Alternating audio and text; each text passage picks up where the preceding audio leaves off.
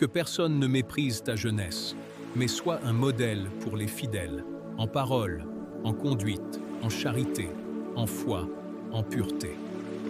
Veille sur toi-même et sur ton enseignement.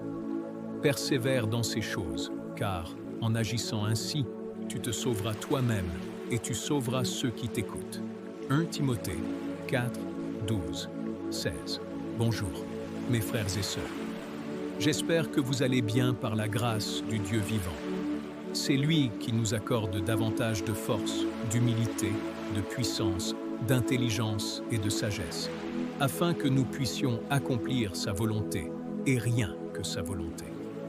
Ainsi, sachant que je suis votre humble serviteur en Jésus-Christ, notre Maître, Seigneur et Sauveur, je tenais à vous éclairer sur l'appel que j'ai reçu à travers une vision concernant mon ministère d'évangéliste, afin que cela serve de témoignage pour beaucoup parmi nous.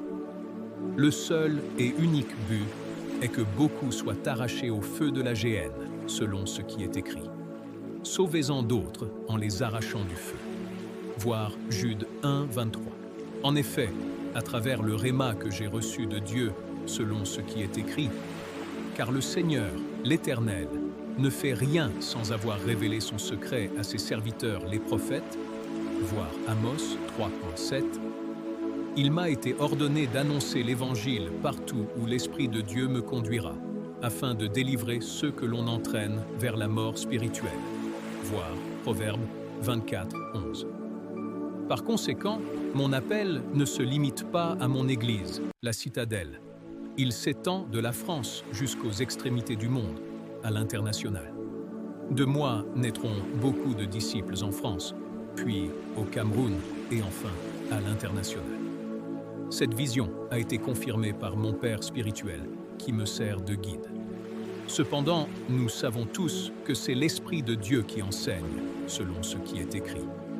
Mais le Consolateur, l'Esprit Saint, que le Père enverra en mon nom, vous enseignera toutes choses et vous rappellera tout ce que je vous ai dit.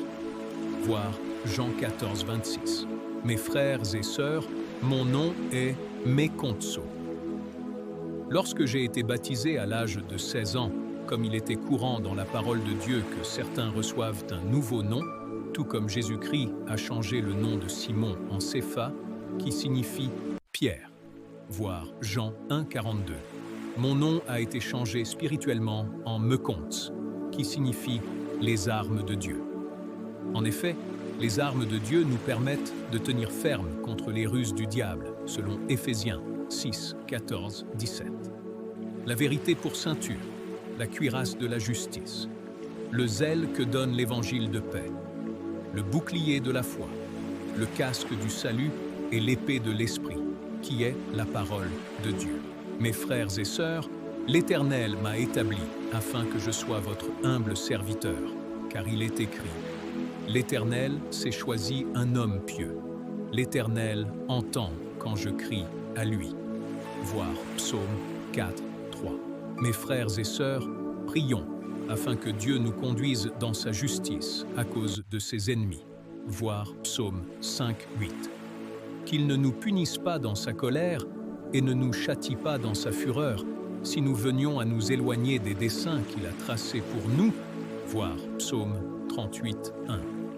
Au contraire, que par sa miséricorde et le secours puissant de sa droite, il nous soutienne, afin que nous demeurions dans les sentiers qu'il a préparés pour nous. C'est pourquoi nous traitons durement notre corps et nous le tenons assujetti, de peur d'être nous-mêmes rejetés après avoir prêché aux autres, voir 1 Corinthiens 9. En effet, notre bouclier est en Dieu, qui sauve ceux dont le cœur est droit. Que toute la gloire revienne à Dieu et à son Fils, Jésus-Christ. Amen.